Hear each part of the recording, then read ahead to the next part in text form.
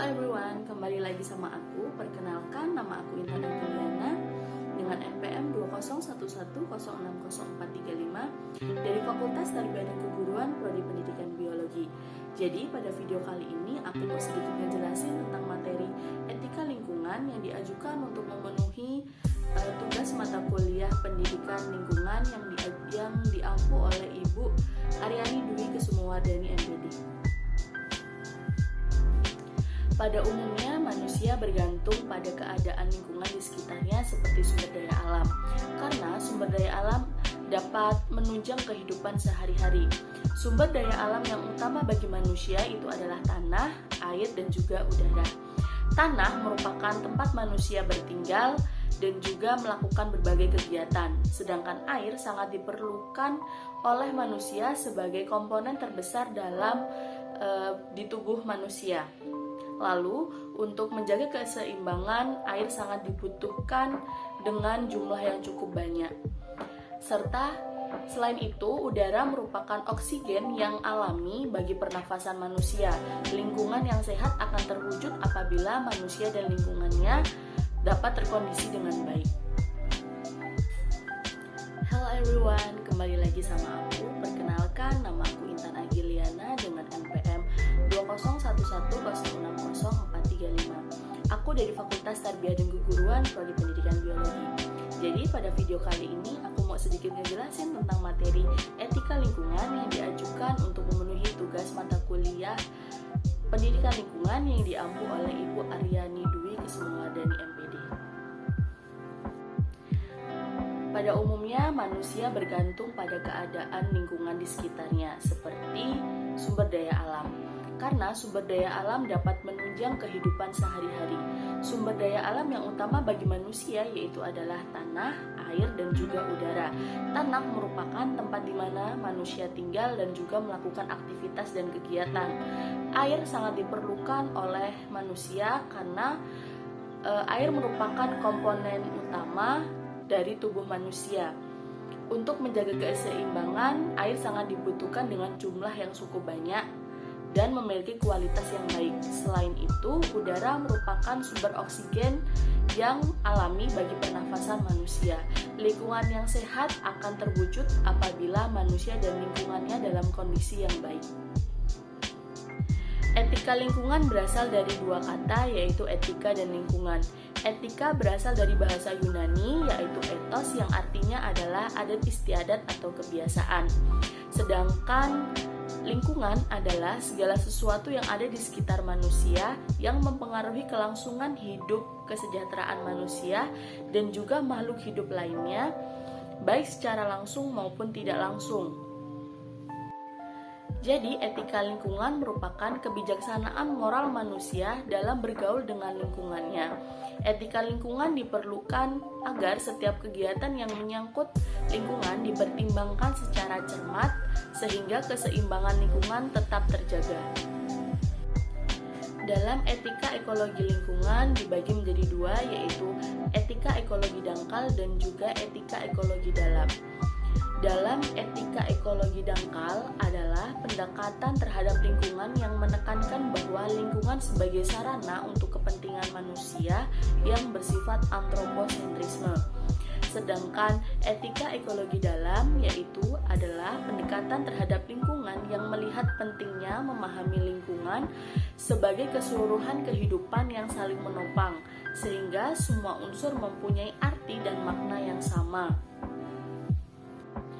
Materi yang selanjutnya itu adalah teori-teori etika lingkungan. Yang pertama itu adalah teori antroposentrisme.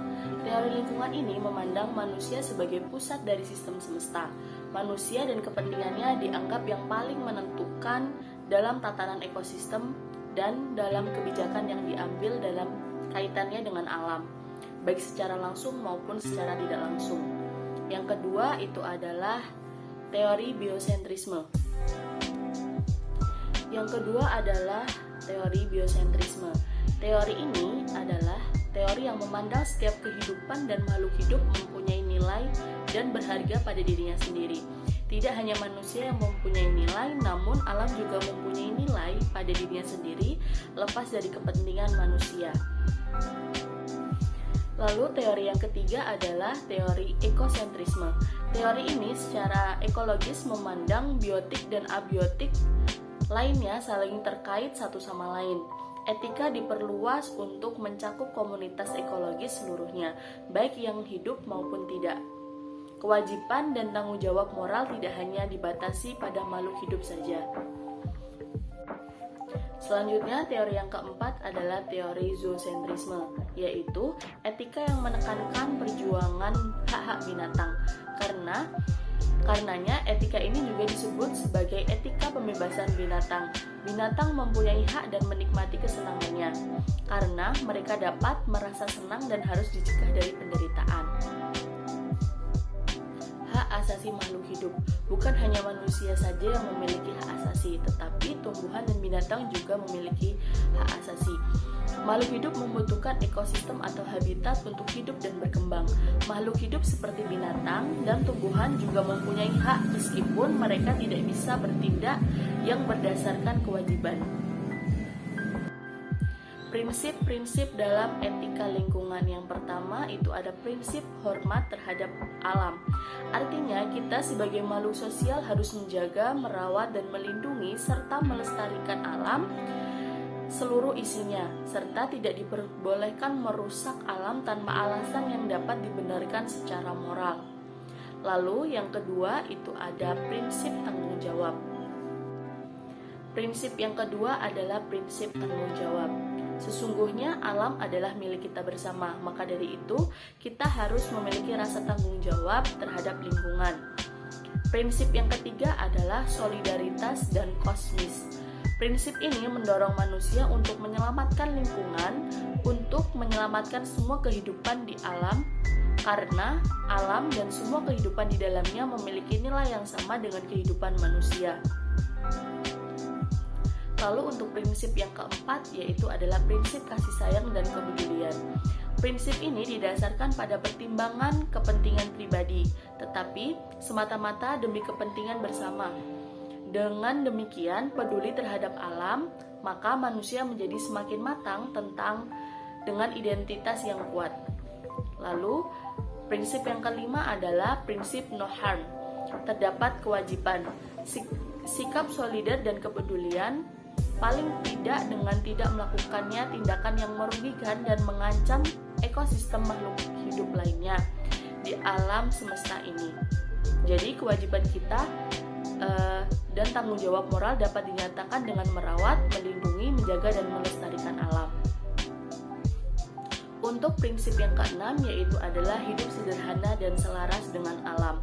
Prinsip ini menekankan pada nilai kualitas cara hidup yang baik, bukan menekankan pada sikap rakus dan tamak, atau ada batas untuk hidup secara layak sebagai manusia yang selaras dengan alam. Lalu untuk prinsip yang ketujuh yaitu keadilan. Prinsip ini menekankan bahwa terdapat akses yang sama bagi semua kelompok dan anggota masyarakat untuk ikut dalam menentukan kebijakan pengelapaan dan pelestarian serta pemanfaatan sumber daya alam. Yang selanjutnya yaitu prinsip ke-8, yaitu prinsip ini terkait erat dengan hakikat alam, yaitu keanekaragaman dan pluralitas. Untuk prinsip yang terakhir yaitu prinsip integritas moral. Prinsip ini terutama untuk para pejabat publik agar mempunyai sikap dan perilaku moral yang terhormat serta memegang teguh prinsip-prinsip moral yang mengamankan kepentingan publik untuk menjamin kepentingan di bidang lingkungan. Prinsip-prinsip etika lingkungan perlu diupayakan dan diimplementasikan dalam kehidupan manusia, karena krisis persoalan ekologi dan bencana alam yang terjadi pada dasarnya diakibatkan oleh pemahaman yang salah, yaitu bahwa alam adalah objek yang boleh diperlakukan dan dieksploitasi sekehendak kita.